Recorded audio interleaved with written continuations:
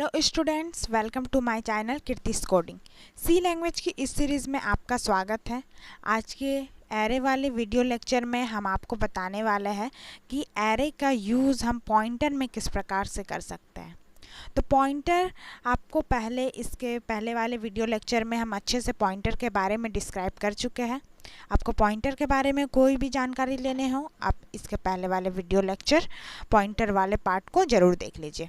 तो चलिए हम एरे का यूज़ करके पॉइंटर में हम किस प्रकार से यूज़ करते हैं।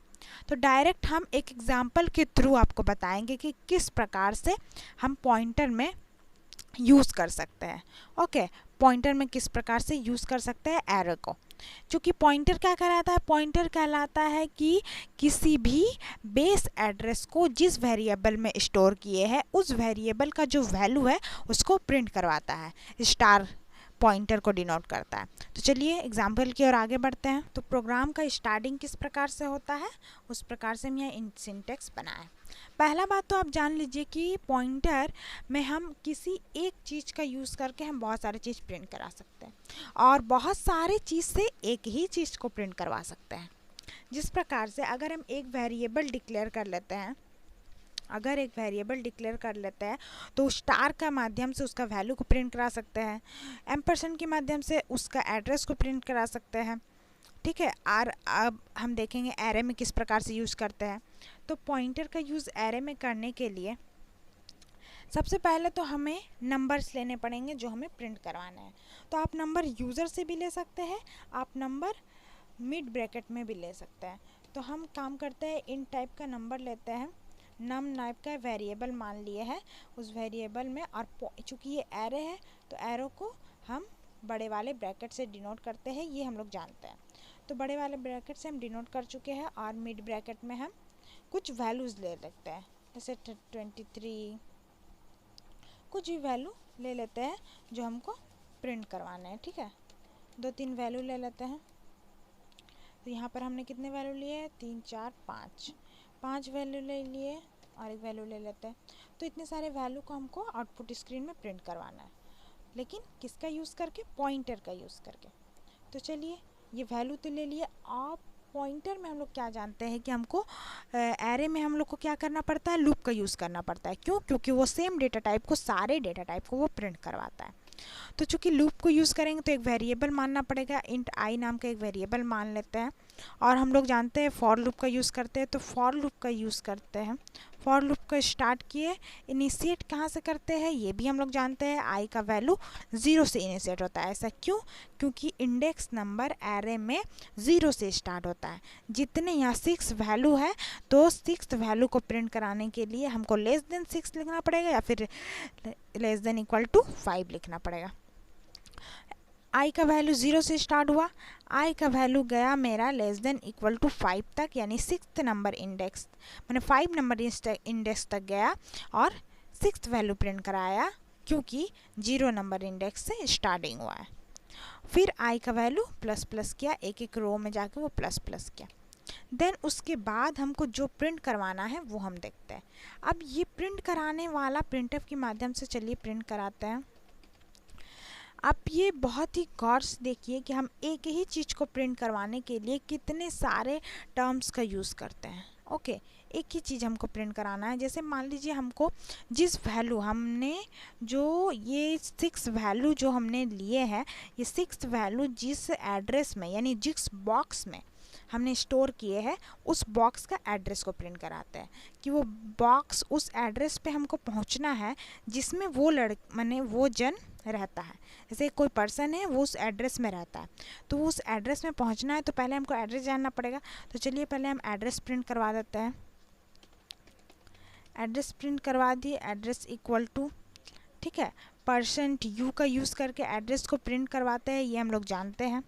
चलिए %u का यूज़ करके हम एड्रेस को प्रिंट करवा लिए।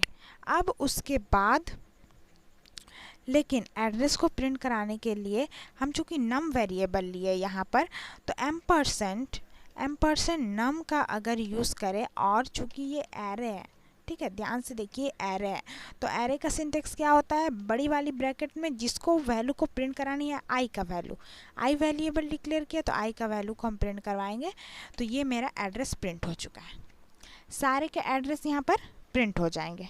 ओके, अब उसके बाद देखिए आपको क्या कराना है, मान लीजिए हमको वैल्यू को प्रिंट करवाना है, ठीक है, वैल्यू को प्रिंट करवाना है, तब हम क्या करेंगे, प्रिंटफ की माध्यम से लेंगे और अब वैल्यू को प्रिंट करवाते हैं। तो एलिमेंट्स हमारे पास कितने हैं, या फिर वैल्यू मान लीजिए,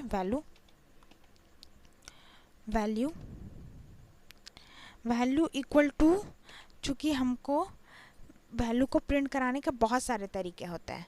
अगर हम नम आई डायरेक्ट लिखते हैं तो भी वैल्यू प्रिंट होगा। अगर स्टार नम माने उस वैल्यू को अगर पकड़ के मानते हैं, जिस प्रकार से हम लिख के दिखाते हैं, देखिए %d का यूज़ किए, ठीक है, और %d का यूज़ करके और एक %d का मान लीजिए यूज़ कर लिए, और हम यहाँ पर देखिए अगर नम बड़े वाले ब्रैकेट में आई अगर लिखते हैं तो भी मेरा वैल्यू प्रिंट होगा। यदि हम पॉइंटर का यूज़ करते हैं और नम, ठीक है, पॉइंटर का यूज़ करके अगर हम किस प्रकार से करते हैं, नम +1 करेंगे, अगर 1 करते हैं तो 1 नंबर इंडेक्स जाता है, अगर 0 करते हैं तो 0th नंबर इंडेक्स जाता है। तो उसी प्रकार से ये वैरी करेगा, क्योंकि पॉइंटर में एरे में 0th नंबर इंडेक्स से स्टार्टिंग होता है। अगर आई करते हैं तो डायरेक्ट वो एक एक वैल्यू को इंक्रीज करते हुए जाएगा। ओके, तो ये हम लिख करके नम आई लिख करके और नम पॉइंटर का यूज़ करके, मतलब ये एरे का सिंबल यूज़ करके भी हम प्रिंट करवा सकते हैं, ये विदाउट एरे का सिंबल यूज़ करके, पॉइंटर का यूज़ करके भी हम वैल्यू को प्रिंट करवा सकते हैं। और हम किस किस तरीक़ा से प्रिंट करा सकते हैं तो ये हम देखते हैं। और हम फिर से अगर हम लेते हैं %d, तो फिर से हम अगर %d का यूज़ करते हैं तो हम और 2 तरीक़े से वैल्यू को प्रिंट करवा सकते हैं। फर्स्ट मेरा क्या है, फर्स्ट मेरा पॉइंटर का यूज़ करेंगे। चलिए हम पॉइंटर का यूज़ किए। पॉइंटर अगर हम आई प्लस नम लिखते हैं तो क्या मेरा वैल्यू प्रिंट होगा, देख लेंगे। आई प्लस हम नम लिख दिए, तब देखेंगे कि मेरा वैल्यू प्रिंट होता है कि नहीं।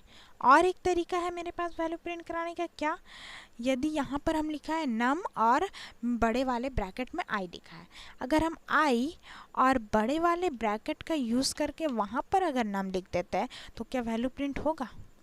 ये सारे तरीके का हम यूज़ करके देखेंगे वैल्यू को, ठीक है, वैल्यू को प्रिंट कराने की कोशिश करेंगे।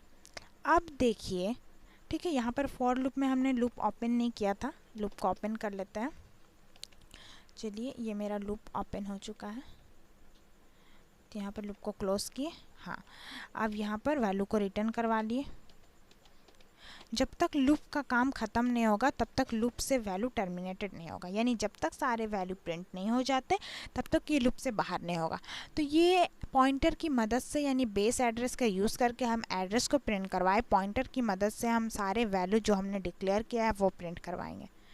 और अगर अब वैल्यू आपने नहीं लिए है तो यहाँ पर कोई भी नंबर, जितने वैल्यू आप लेने चाहते हैं, ये बड़े वाले ब्रैकेट के अंदर पास कर सकते हैं और स्कैनएप की सहायता से यूज़र से ले सकते हैं। तो चलिए पूरा प्रोग्राम रेडी है, कंपाइल और रन करते हैं हम।